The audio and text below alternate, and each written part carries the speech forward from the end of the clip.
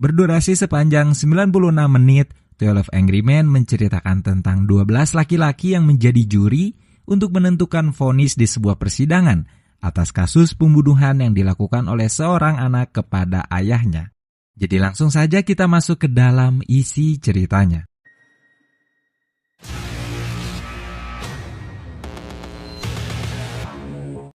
Film dibuka dengan memperlihatkan jalannya persidangan atas kasus pembunuhan yang menjadikan seorang anak sebagai tersangka.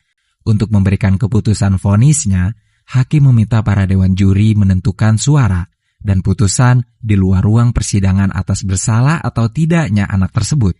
Jika para dewan juri memutuskan memberi suara bulat bahwa anak tersebut bersalah, maka vonis hukuman mati akan dijatuhkan. Setelah memberikan penjelasan, para dewan juri diminta pergi ke sebuah ruangan untuk berdiskusi mengenai putusan vonisnya. In the event that you find the accused guilty, death sentence is mandatory in this case. The jury will now retire.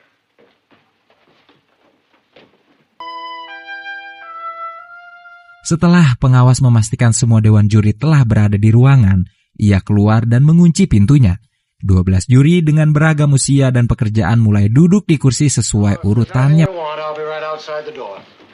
Juri dengan urutan pertama memimpin diskusi dengan bertindak sebagai moderator dan mengingatkan keputusan bulat mereka bisa mengantar seseorang ke kursi listrik.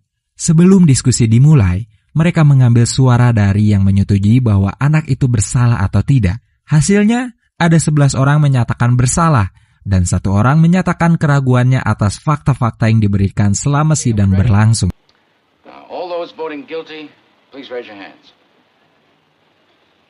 Juri ke-8 adalah satu-satunya orang yang menyatakan keraguan. Ia menginginkan agar mereka membahas kasus ini. Dengan pertimbangannya, ia ingin mereka semua membahas dan memeriksa fakta-fakta yang diberikan terlebih dahulu sebelum memutuskan dengan mudah bahwa anak itu bersalah serta mengirimnya ke bangku listrik. Mulai dari situ, juri 8 menjabarkan pendapat dan fakta tentang tersangka berusia 18 tahun yang lahir dan tumbuh di pemukiman kumuh. Ia merasa bahwa anak yang sejak kecil hidupnya menderita itu setidaknya harus mendapat sedikit keadilan dari mereka. This kid's been kicked around all of his life. You know, born in a slum, mother dead since he was 9. 12 orang di dalam ruangan itu mulai mengutarakan alasan-alasan mereka atas pernyataan yang dipilih, menyebutkan fakta-fakta lapangan yang mereka yakini sebagai kebenaran.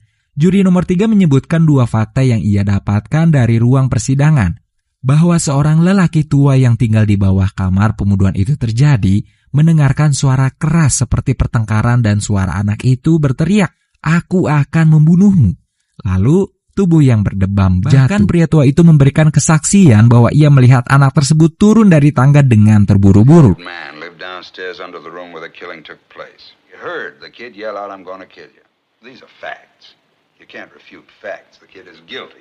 Juri keempat mengatakan bahwa anak tersebut yang mengaku bahwa ia pergi ke bioskop dan tidak mengetahui bahwa ayahnya dibunuh adalah sebuah kebohongan karena ia tidak mengingat judul atau pemeran filmnya.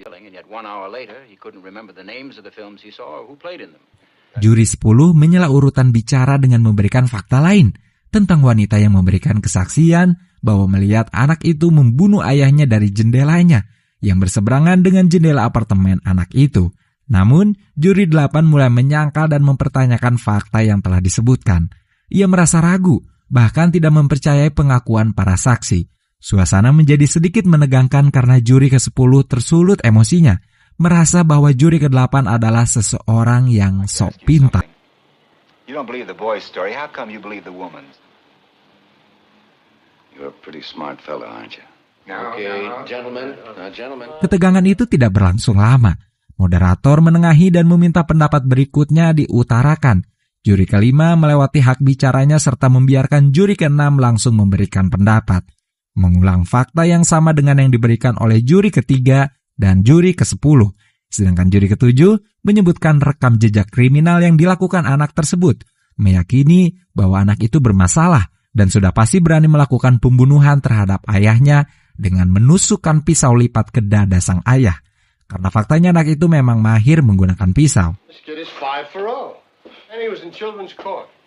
He threw a rock at a teacher. He's been arrested for mugging. He's picked up twice for knife fighting. Oh yeah, they say he's real handy. Giliran juri ke-8 memberikan pendapatnya. Ia mengatakan kecurigaannya atas sikap pengacara pembela yang minim sekali usaha untuk membela anak tersebut dan masih meragukan pernyataan para saksi yang bersumpah. Membawa pengandaian, ia meminta mereka membayangkan seandainya para saksi itu memberikan kesaksian palsu dan salah.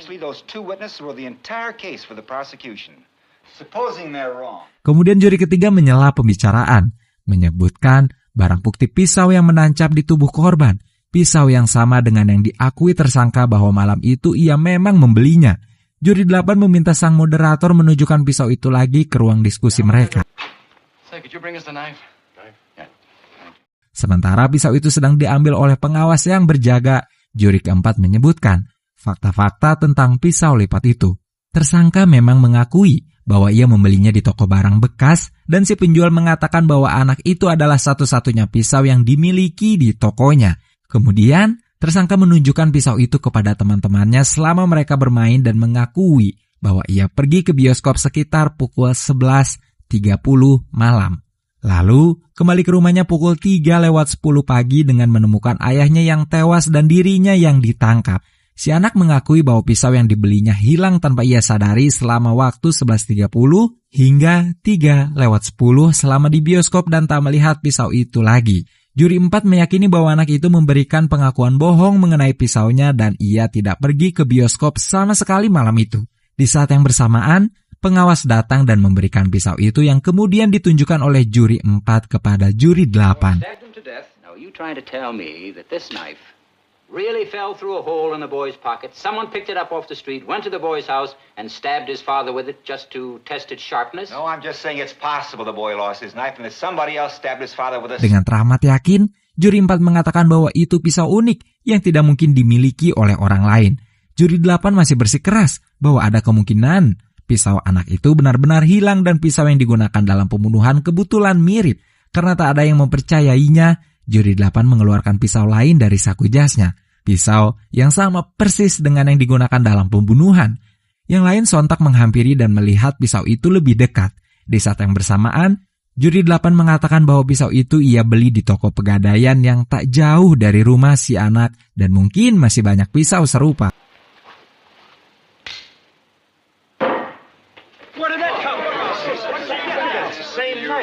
I bought that in a little pawn shop just 2 blocks from the boy's house. It cost $6. Masih banyak yang tak mendukung pemikiran dan pernyataan itu. Beberapa juri bersikeras dengan keyakinannya atas fakta-fakta yang mereka dapatkan. Juri 8 menginginkan voting ulang dengan kertas suara yang dirahasiakan. Mereka melakukannya, suara yang memutuskan bahwa anak itu tidak bersalah bertambah 1. Juri ketiga menuduh bahwa juri 5 adalah orang yang memberikan suara tersebut. Menuduh orang yang salah karena yang mengubah keputusannya adalah juri 9 yang mengakui perbuatannya. Ia memberikan alasan bahwa ia pun meragukan fakta dan ingin mendengarkan bukti lebih banyak lagi yang dapat menguatkan keputusannya. Guilty.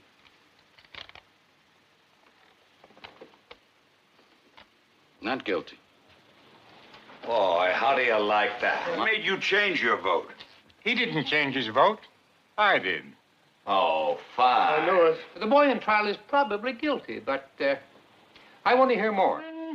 Mereka beristirahat untuk beberapa saat karena juri 7 meninggalkan ruang diskusi untuk ke toilet. Diskusi kembali dimulai dengan mempertanyakan suara yang didengar oleh pria tua itu di apartemen. Dan seorang wanita yang melihat kejadian pembunuhan itu dari jendela saat kereta layang melintas. Juri 8 menanyakan berapa lama waktu yang dibutuhkan oleh kereta layang itu untuk melintas. Namun pertanyaannya terhenti saat melihat juri 3 dan 12 bermain sesuatu di atas kertas. Perasaan kesalnya terlihat. Ia menghampiri mereka dan mengambil lalu meremas kertas tersebut.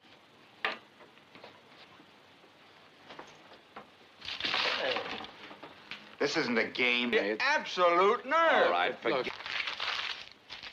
No, calm down. Who does he think he is? All right, I'm telling you. Juri 8 mengulang pertanyaannya. 2 orang memberi perkiraan dan menyepakati bahwa butuh waktu 10 detik untuk satu gerbong kereta melintas.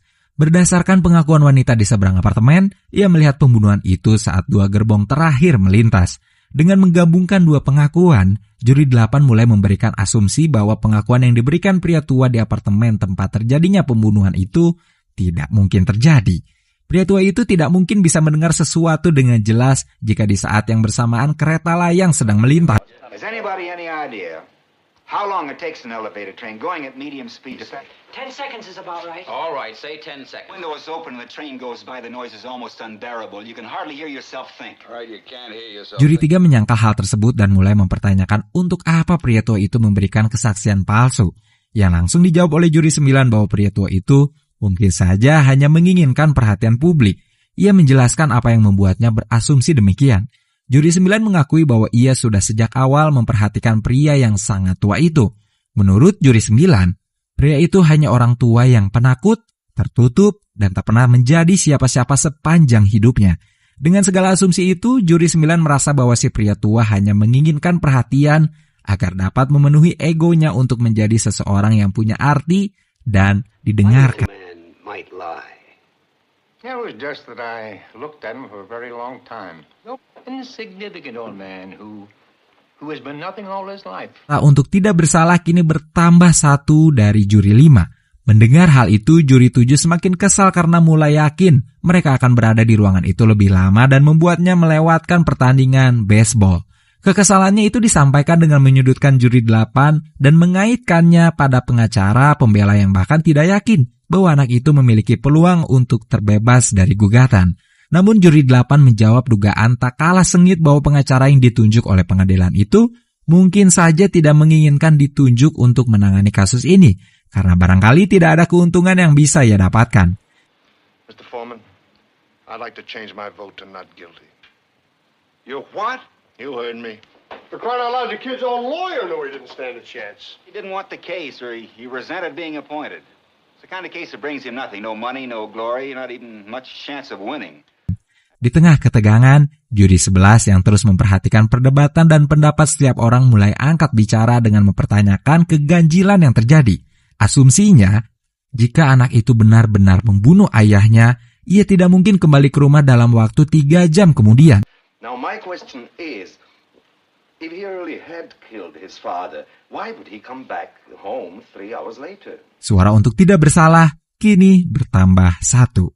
Juri 11 mengangkat tangannya di saat moderator hampir menutup sesi voting itu. Beberapa orang mulai mengeluh atas hal itu. Juri 3 yang mudah sekali tersulut emosi mulai marah-marah. Those voting not guilty, please raise your hands. Pardon? I vote not guilty. Oh. What? No, give me reasons. I don't have to defend my decision to you. Saat yang sama, juri 7 mulai mengatakan bahwa seharusnya mereka mempercayai pengakuan pria tua yang berlari ke pintu untuk melihat anak itu. Hal itu membuat juri 5 menyadari keganjilan yang lain. See the kid tearing down the steps 15 seconds after the killing? Hold on a second, look. Did the old man say he ran to the door? Ia tak yakin bahwa pria tua itu bisa berlari hingga ke ujung koridor dengan kaki kirinya yang selalu ia seret. Juri 8 meminta diagram apartemen untuk memastikan bagaimana seorang pria tua dengan langkah yang diseret bisa berlari ke koridor hanya dalam waktu 15 detik. Setelah mendapat diagramnya, ia menghitung berapa langkah yang dibutuhkan lelaki itu hingga dapat melihat si anak di tangga. 12 kaki untuk keluar kamar dan 43 kaki untuk membuka pintu depan. Juri 8 mulai meragukan bahwa pria tua itu yang kesulitan berjalan bisa melakukannya dalam waktu 15 detik. Right, here's the apartment where the killing took place. The old man was in this bedroom right here. He says he crossed to the door and walked down the hall 15 seconds after the body hit the floor. Correct. He opened the bedroom door, walked 43 feet down and opened the front door, all in 15 seconds. You think he could have done it? Ia melakukan reka ulang untuk membuktikan asumsinya. Setelah menghitung langkah dan berjalan menyeret kakinya, juri 2 yang menghitung waktu mengatakan bahwa itu menghabiskan waktu 41 detik. Membuktikan asumsi juri 8 memang benar.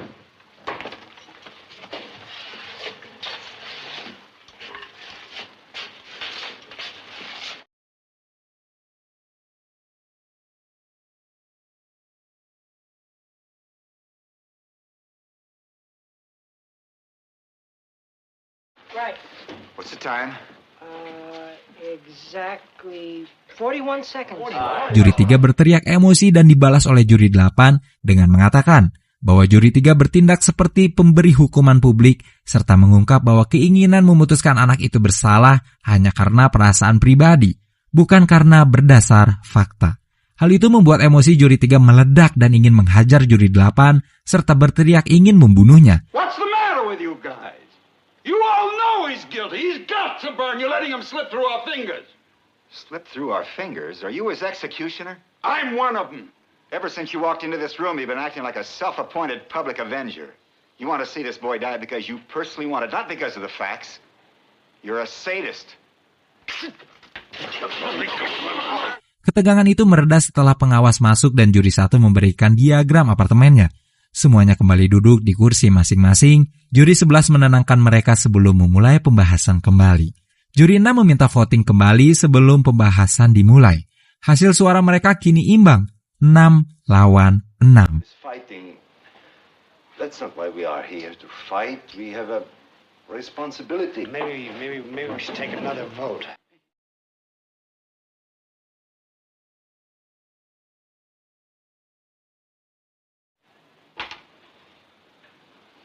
Vote is now 6-6. Beberapa orang telah mengubah pikirannya. Suasana hening sejenak karena semua orang sibuk dengan udara yang sangat panas hingga keringat membanjiri tubuh mereka. Tiba-tiba hujan turun. Mereka kembali berdiskusi dengan membahas tentang anak tersebut yang tak dapat mengingat judul dan pemeran film.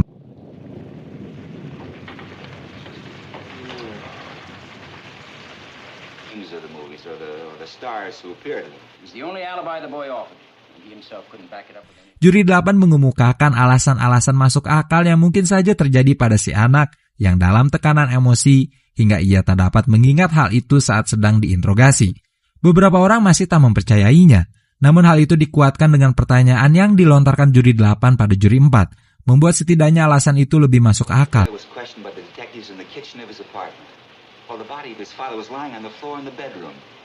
You think you could remember details under those circumstances? I do. Under great emotional stress? Under great emotional stress. I was home. Before that, Monday night, my wife and I went. Remarkable Mrs. It's called The Amazing Mrs. Bainbridge. Yes, The Amazing Mrs. Bainbridge. I think that's right. And you weren't under an emotional stress, were you? No.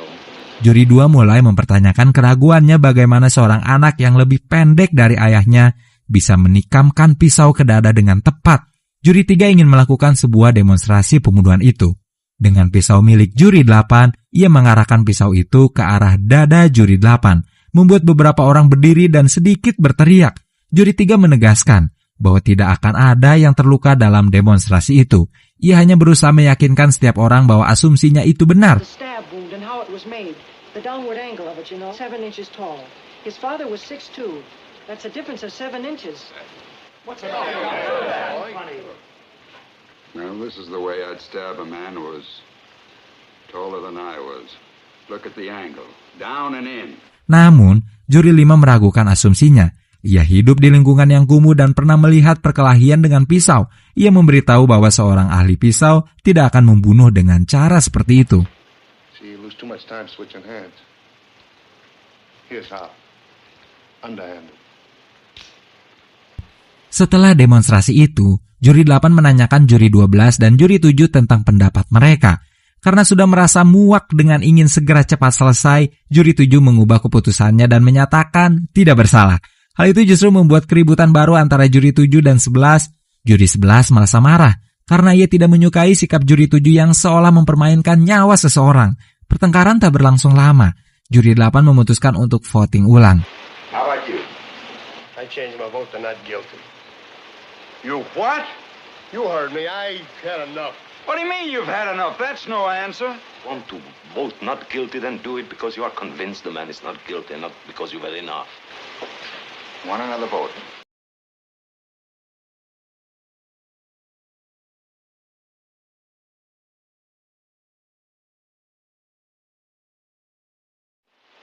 Well, the vote's 9-3 in favor of acquittal. I don't understand you people. Kini, suara menjadi lebih unggul kepada tidak bersalah dengan perolehan 9 suara. Juri 3, 4, dan 10 masih konsisten dengan pilihan bersalahnya. Juri 10 mulai berteriak, mengungkapkan kekesalannya dan membuat hampir semua juri meninggalkan kursinya. Ia kemudian terdiam, duduk di kursi berbeda. Listen to me. Sit down and don't open your mouth again. Juri 8 mulai memimpin diskusi lagi dan mempertanyakan alasan mengapa ketiga juri masih bersikeras dengan pendapat mereka. Juri 4 mengemukakan 2 alasannya dan membahas seorang wanita yang menjadi saksi mata. Perdebatan kecil terjadi. Juri 3 mengatakan ingin voting ulang dan menekan juri 12 sehingga ia berubah pendapat menjadi bersalah kembali. Unless it's sure. We 9 can't understand how you 3 are still so sure. 1, the evidence given by the woman across the street who actually saw the murder committed. And 2, the fact that she described the stabbing by saying she saw the boy raise his arm over his head and stab down into the father's chest. It's a pretty complicated business. Throw out all the other evidence. The woman saw him do it. What else do you want? Yeah, well, maybe... Let's vote on it. All right, I'm changing my vote. He's guilty. Mereka memutuskan tenggat waktu agar diskusi mereka cepat selesai. Saat juri 4 mengatakan tenggat waktu mereka, ia yang sedang melepas kacamatanya dan memijit hidungnya. Hal itu membuat juri 9 mengingat sesuatu tentang wanita saksi mata. Ia mengatakan bahwa wanita tersebut memiliki cekungan yang sama dengan yang dimiliki juri 4 karena memakai kacamata. Itu membuktikan bahwa wanita itu sebelumnya memakai kacamata. Beberapa orang mulai mengingat penampilan dan sikap wanita itu. Suara berubah. Sekarang 11 suara untuk putusan tidak bersalah. It's 6:15. Someone before mentioned 7 o'clock. You well? I feel perfectly well, thank you. This has made those 2 deep impressions in the sides of your nose. You come on already with the optometrist bit? The woman who testified that she saw the killing had those same marks on the sides of her nose. Holy smokes, you know he's right. A split second later, she couldn't have had time to put them on there. Wait a second. Here's another guess. Maybe she honestly thought she saw the boy kill his father. I say she only saw a blur. Juri 3 masih bersikeras untuk pendapatnya. Suaranya keras dan marah membantah seluruh fakta yang ada. Semua orang hanya terdiam sambil menatapnya karena memahami bahwa hal itu dilakukan atas perasaan pribadinya. You think he's guilty? I think he's guilty. Possible? Not guilty. I'm convinced. Not guilty. You're alone. It's your right. I bet you $5,000 I'd remember the movies I saw. Sure, you can take all the time, hobble around the room, but you can't prove it. Namun, fotonya bersama sang putra yang tergeletak di atas meja membuatnya menangis dan memutuskan memberi suara tidak bersalah. Putusan bulat telah mereka dapatkan. Mereka memutuskan bahwa anak itu tidak bersalah dan berhak mendapatkan pemaafan dan keringanan dari hakim dan pengadilan. Semua orang keluar dari ruangan, kembali pada kehidupan dan rutinitasnya masing-masing. Lalu film pun selesai. Bunch of bleeding hearts. Rotten kids, you work your life out. Not guilty.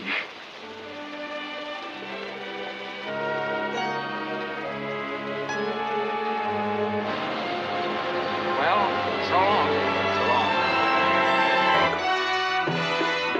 12 Angry Men telah mampu memikat sejak menit-menit awal.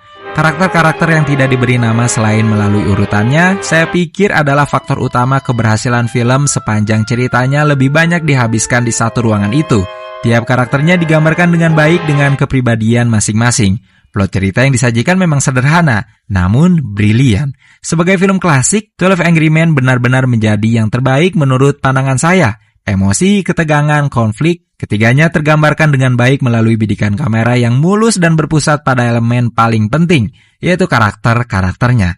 Ini mungkin bisa menjadi film yang dikatakan sempurna dalam kesederhanaannya. Segitu saja teman-teman pembahasan film kita kali ini. Terima kasih untuk kalian yang menonton konten ini sampai akhir. Sekali lagi, terima kasih. Dan wassalamualaikum warahmatullahi wabarakatuh.